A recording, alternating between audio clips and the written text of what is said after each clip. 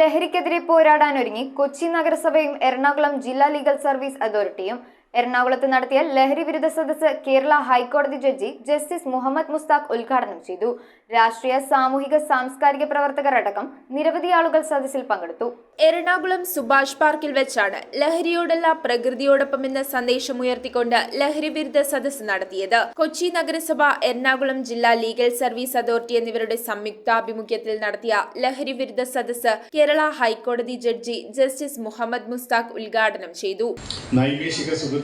നൈമിഷികമായ നമ്മുടെ താല്പര്യങ്ങൾക്ക് വേണ്ടി നമ്മൾ പല കാര്യങ്ങളിൽ ഏർപ്പെടുന്നു.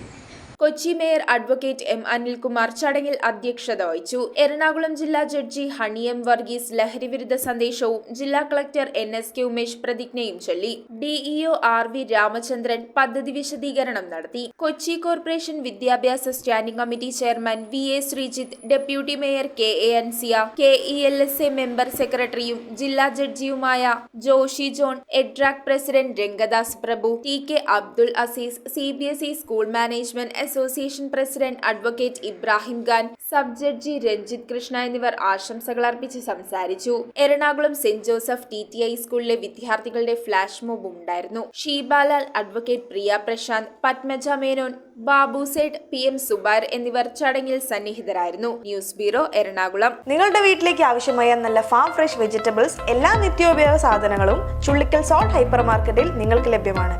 അതും വമ്പിച്ച വിലക്കുറവിൽ. ഇനി വിവിധ ഷോപ്പുകളിൽ കയറി സമയം കളയണ്ട. നിങ്ങൾക്ക് ആവശ്യമായ പ്രോഡക്ട്സുകൾ ഏറ്റവും കുറഞ്ഞ വിലയിൽ സോൾട്ട് ഹൈപ്പർ മാർക്കറ്റിൽ ഷോപ്പ് ചെയ്യാം. Salt hyper market.